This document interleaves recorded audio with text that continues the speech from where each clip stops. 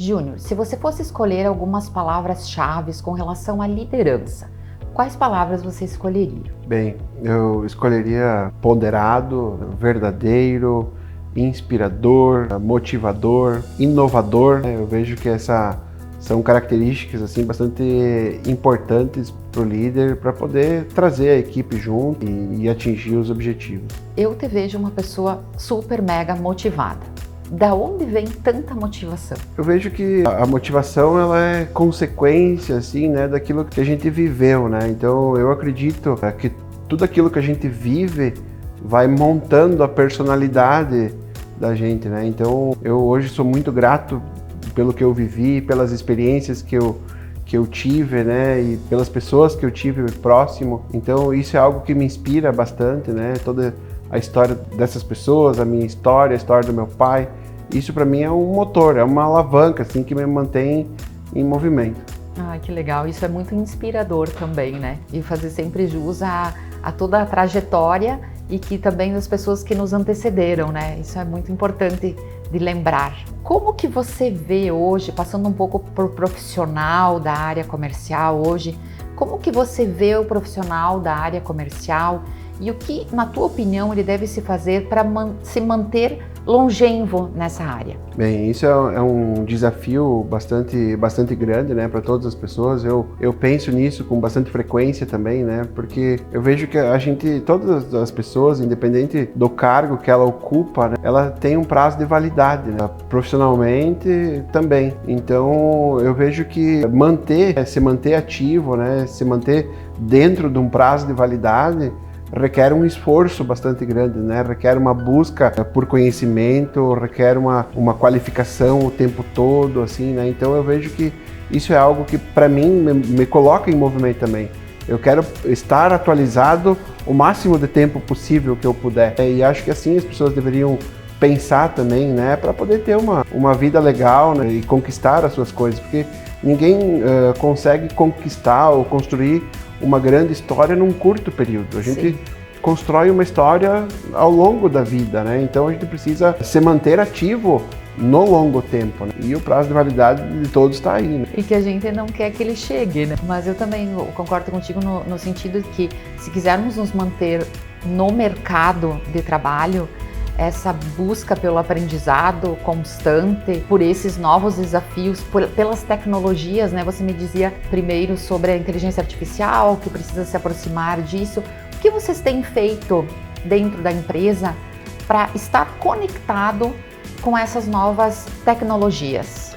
Certo. Realmente essas tecnologias elas assustam, né? Elas acabam em alguns pontos, né? Elas acabam nos fazendo, né, nos obrigando a nos movimentar. A gente tem olhado para algumas plataformas, a gente tem feito estudos de algumas plataformas, a gente vê que já tem plataformas de inteligência artificial para áreas de vendas, né, onde ela tem uma performance bem legal, onde ela consegue ir lá e entender, né, todo o histórico do cliente, olhando para aquilo que ele comprou, ou na frente lá do computador, quando o cliente estiver, enfim, do seu tablet, quando ele estiver olhando para um produto, qual é a marca que ele olha mais, qual é o produto que gera mais engajamento, qual é a cor, né, como é que está a disposição daquele item.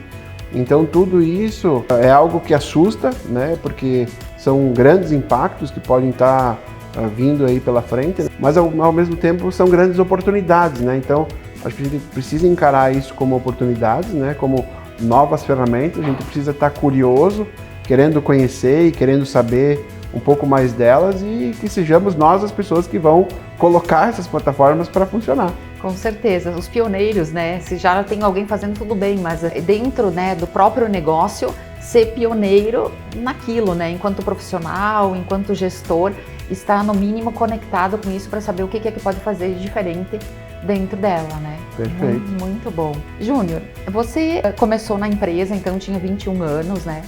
Eu imagino que não tinha muita experiência em gestão, nem falando só de liderança agora, mas gestão de empresa e tal.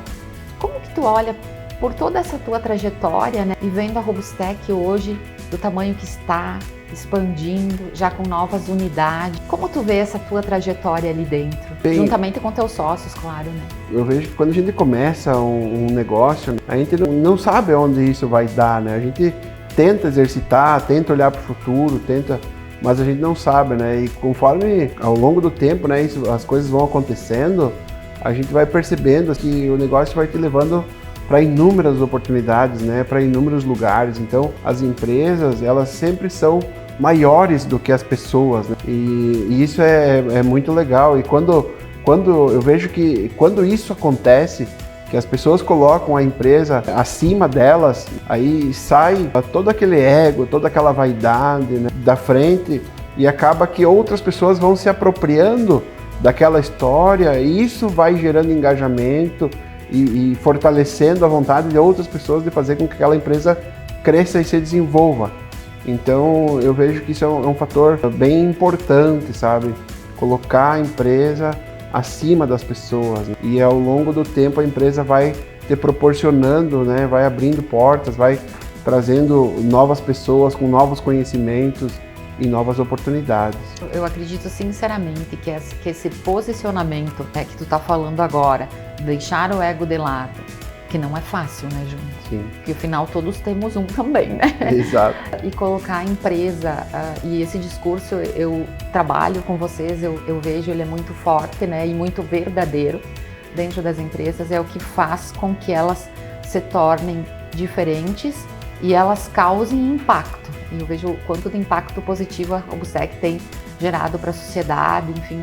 E no fim sempre são pessoas também, né? Então, que recado você tem para dizer para as pessoas, como final da nossa grande entrevista?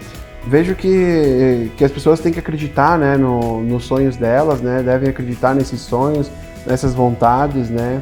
Traçar pequenos desafios, né, para que a gente consiga se movimentar em busca de conquistar esse sonho maior, né? Eu acho que todos nós temos sonhos e todos nós somos capazes de fazer a coisa acontecer. Eu acredito muito, não só no sonho, mas também no se movimentar, né? No ir buscar, no fazer. Isso é o Júnior, tem que fazer. No feito é melhor que o perfeito, né? Sim. Então, acho que a gente às vezes não tem tão claro assim, né? Por aonde ir, como fazer, qual o caminho. Mas quando a gente começa a se movimentar para fazer isso, tudo vai se tornando mais claro, né? Outras pessoas vão agregando, as coisas acabam acontecendo. Então, eu vejo que isso é bem importante. E para quem não é dono de empresa e hoje trabalha dentro das empresas, porque a gente fala muito de empreendedorismo. Como você vê o intraempreendedorismo? Sim, eu vejo que para a gente empreender, não necessariamente a gente precisa ligar o nosso CPF a um CNPJ. Isso, né? Aí. Então a gente pode empreender dentro dos negócios, né? Dentro das empresas. E as empresas precisam disso, né? Então ali pode ser talvez uma inspiração para quem sabe no futuro, né, um empreendimento fora da empresa. Mas eu vejo que tem muita oportunidade dentro das empresas de se empreender, colocando melhorias em prática, olhando para coisas novas, propondo coisas, né, se expondo um pouco mais, trazendo algumas ideias, né, para a discussão. Júnior, essa conversa foi incrível. Tô louca para nós fazer um outro episódio depois, né?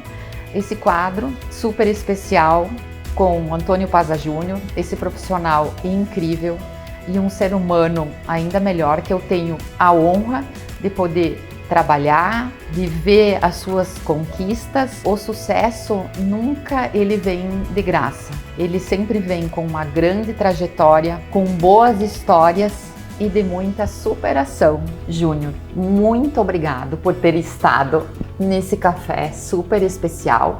E eu acho que a gente precisa fazer um brinde final aqui.